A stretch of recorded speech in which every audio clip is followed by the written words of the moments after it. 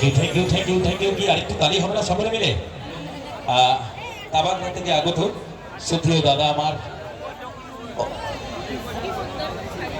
বলরাম মাঝি মহাশয়, উনি 2 টাকা আশীর্বাদ করেছেন এবং সঙ্গে সাথে আমার অভিজিৎ পাত্র মহাশয় উনি 10 টাকা আশীর্বাদ করেছেন। প্রথম পরবর্তী শিল্পীকে আমি মঞ্চে ডাকবো আমার সাকিব জাগাম অর্কেস্ট্রা ব্যান্ডের তরফ থেকে। তার আগে আমার মিলন মেলা কমিটির তরফ থেকে নির্দেশ সবলিস সামনের পথে যারা দাঁড়িয়ে রয়েছেন আমার শ্রদ্ধেয় কমিটির তরফ থেকে আমার শ্রদ্ধেয় দাদারা অনেক রিকোয়েস্ট করছেন, বারবার রিকোয়েস্ট করছেন, সবলিস আপনারা একটুখানি বসে পড়ুন সামনের পথে যারা রয়েছেন এবং আমার মা বোনেরা যারা পিছনে রয়েছেন দেখার অসুবিধা হচ্ছে, ওনারা হয়তো দেখতে পাচ্ছেন না, একটু সহযোগিতা করে দিন।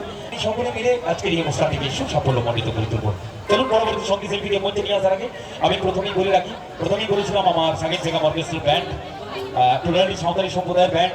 আমার যে মিউজিশিয়ান দাদা ভাইরা রয়েছেন মঞ্চের মধ্যে প্রত্যেকেই আদিবাসী সাঁওতালি পরিবারের থেকে উঠে আসা এবং আমিও আদিবাসী সাঁওতালি পরিবারেরই ছিলেন। সারাটা বছর আমরা সাঁওতালি ভাষায় সঞ্চালনা করতে হয়, তার মাঝখান থেকে আপনাদের মাঝে এসে বাংলা ভাষার বাংলা কথায় সঞ্চালনা করতে হচ্ছে। তো যেহেতু আমি আদিবাসী সাঁওতালি পরিবারের ছেলে, কোথাও যদি বাংলা ভাষায় বাংলা কথা বলতে গিয়ে যদি কোনো জায়গায় ভুল ত্রুটি হয়ে যায় তাহলে আপনাদের সন্তানের মতো করে আপনাদের ভাইয়ের মতো ভালো লাগবে। চলুন পরবর্তী সঙ্গীত শিল্পী মঞ্চে আসছেন আমার সাকিব জাগাম অর্কেস্ট্রা ব্যান্ডের সঙ্গীত শ্রদ্ধেয় সঙ্গীত শিল্পী মিসেস রেখাদি। So please come on the stage, Mrs. Rekhadi.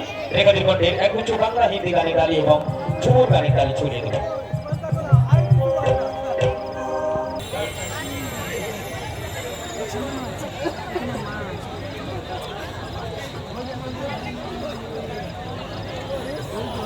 এখানে স্টপ